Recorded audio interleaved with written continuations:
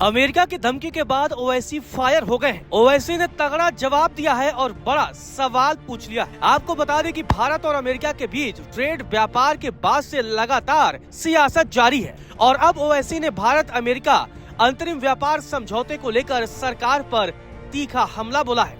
ओवैसी ने सीधे तौर पर पूछ लिया है कि भारत के पेट्रोलियम मंत्री ट्रंप है या हरदीप सिंह पुरी।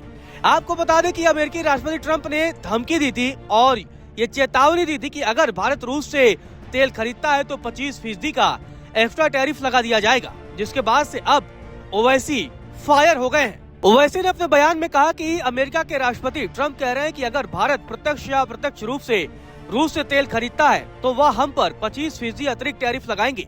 मैं पूछना चाहता हूं कि भारत के पेट्रोलियम मंत्री ट्रंप हैं या हरदीप सिंह पुरी। प्रधानमंत्री नरेंद्र मोदी ने ट्रंप से कहा है कि हम 550 अरब डॉलर का व्यापार करेंगे।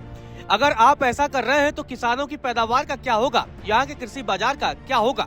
ओवैसी ने सीधे तौर पर बीजेपी और आरएसएस पर भी निशाना साधा है। ओवैसी ने कहा कि मैं यहाँ के एमपी साहब से पूछना चाहता हूँ, क्योंकि वे केंद्रीय मंत्री हैं, क्या वे सुन रहे हैं? यह बीजेपी आरएसएस का राष्ट्रवाद है, यह आपकी देशभक्ति है। ओवैसी ने सीधे तौर पर कहा कि अगर भारत रूस से तेल नहीं खरीदेगा तो इसका फायदा सीधा चीन को होगा, जो पूरा सस्ता तेल खरीद लेगा। ओवैसी ने नायरा कंपनी का भी जिक्र किया है और कहा कि यह एक रूसी कंपनी है और अगर वह भारत में तेल लाएगी तो क्या ट्रंप उस पर भी टैरिफ लगाएंगे। ओवैसी ने कटाक्ष भी किया है और कहा है कि बीजेपी नेताओं के चेहरे पर दाढ़ी, सिर पर टोपी और शरीर पर शेरवानी होती है, लेकिन उनका यह रूप आम जनता के लिए परेशानी खड़ा करता है।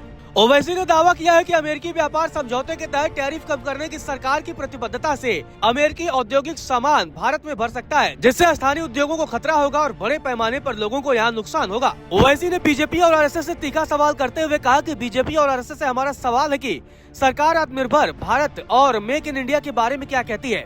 आपने प्रोडक्शन लिंक्ड इंसेंटिव योजना शुरू की, आपने घरेलू विनिर्माण क्षमता के लिए लाखों करोड़ों सार्वजनिक धन का यूज किया। अब सरकार अमेरिका से सहमत है कि क्या टैरिफ हम कम करेंगे तो अमेरिकी औद्योगिक सामान यहाँ आएगा। पीएलआई के तहत आपके पिछड़े क्षेत्रों का क्या होगा। ओवैसी ने सीधे तौर पर कहा है कि अब ट्रंप हमें धमकी दे रहे हैं। मुझे परवाह नहीं है कि आप मुझे गाली दें, लेकिन मुझे बताइए क्या यह बीजेपी और आरएसएस का राष्ट्रवाद है।